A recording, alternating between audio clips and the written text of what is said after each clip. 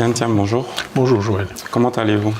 Je vais bien, la santé est bonne, le moral est bon, même si je suis un peu attristé par les événements récents dans notre pays. Moment décisif, situation décisive en ce moment en Côte d'Ivoire. Que pensez-vous de la situation actuelle? Écoutez, nous avons tous attendu 2025 avec beaucoup d'impatience, parce qu'en fait, nous pensions que ce serait un moment où nous, en particulier le PDCI, nous pourrions présenter aux Ivoiriennes, aux Ivoiriens, toutes les idées que nous avons pour améliorer la situation dans notre pays. Et nous pensions que nous serions actuellement en plein débat d'idées qui s'affrontent. Ce que nous voyons malheureusement sur les écrans samedi, ce sont des bastonnades, des affrontements, des arrestations, l'utilisation de gaz lacrymogène, le recours à la violence, toutes choses que nous réprouvons profondément. Et je veux avoir une pensée et un mot aussi pour tous ceux qui ont été arrêtés. Je m'associe aux souffrances et aux préoccupations de leur famille et je vais mentionner deux personnes qui sont des militantes du PDCI, en particulier Djeneba Soumoaro, qui est une militante que nous connaissons toutes et qui est une personne fantastique, déterminée, énergique, qui a été maltraitée. Les images ont fait le tour du monde, maltraitée, traitée de façon très violente. C'est une personne pacifique.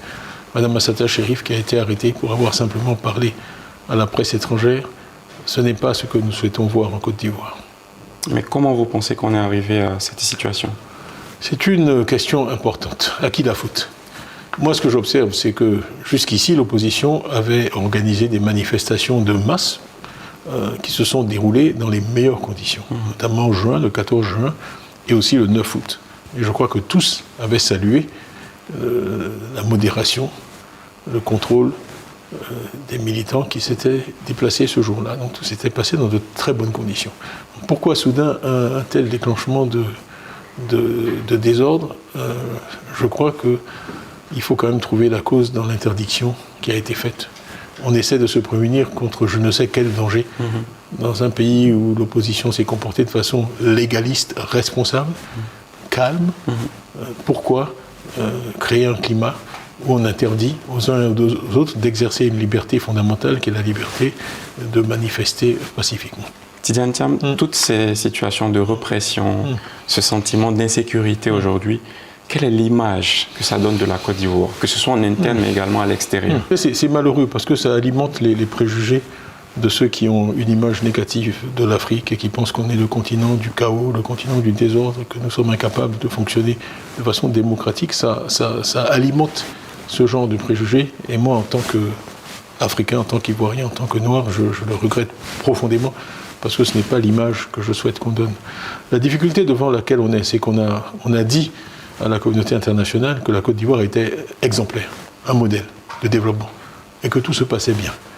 Alors, c'est difficile de réconcilier ce narratif, comme on dit de nos jours, très positif, avec le fait qu'on ait besoin de 44 000 membres des forces de l'ordre pour pouvoir organiser une élection, avec le fait qu'on interdise les manifestations.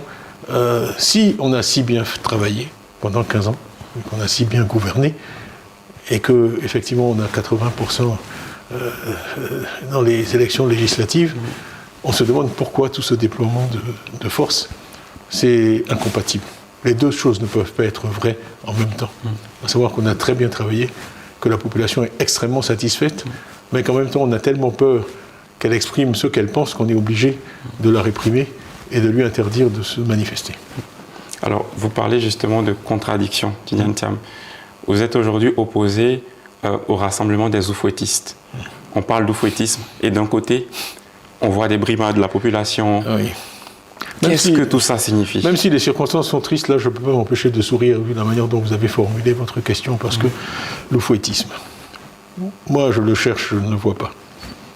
L'oufouettisme, c'est le dialogue. L'oufouettisme, c'est la paix. L'oufouettisme, c'est la non-violence. Et si je peux paraphraser Oufouet lui-même, ce n'est pas un vain mot, ce qui disait de la paix. L'oufouettisme, il ne se mesure pas dans les paroles. L'oufouettisme, ce n'est pas d'aller s'incliner sur la tombe de feu le président Houphouët-Boigny, que nous respectons et que nous aimons tous. L'oufouettisme, c'est par son comportement d'être fidèle à son héritage, son véritable héritage qui n'est pas matériel mais qui est spirituel, qui est un message d'amour de son prochain, qui est un message qui n'est pas compatible avec les bastonnades, d'une violence extrême contre des gens qui n'ont en fait commis aucune action violente. Donc, je voudrais aussi rappeler que le président Houphouët-Boigny, on le sait, n'était pas favorable au multipartisme. Oui.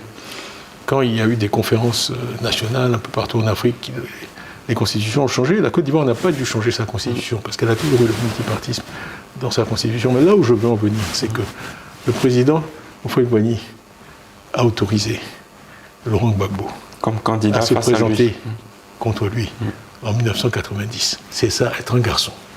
En décidant ainsi de permettre à son opposant historique, Laurent Gbagbo, de se présenter contre lui, le président Houphouët-Boigny a donné un exemple de courage et d'amour de son pays.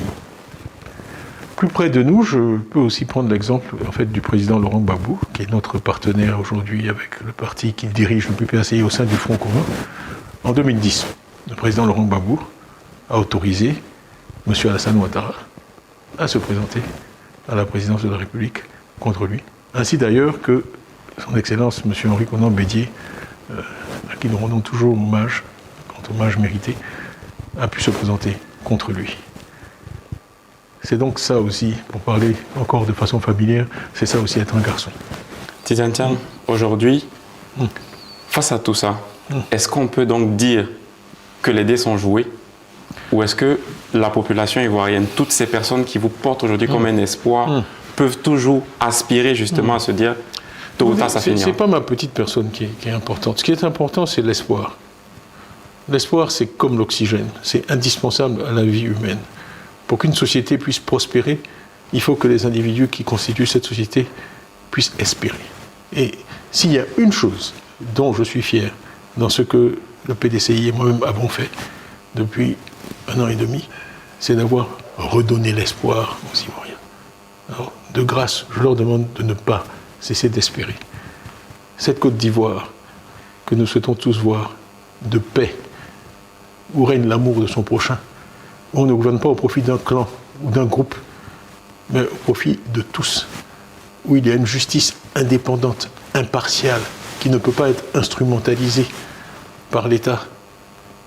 Cette autre Côte d'Ivoire, comme nous l'avons dit dans notre slogan, cette autre Côte d'Ivoire est possible. Non seulement elle est possible, mais elle sera. Merci Tidiane Thiam. Merci.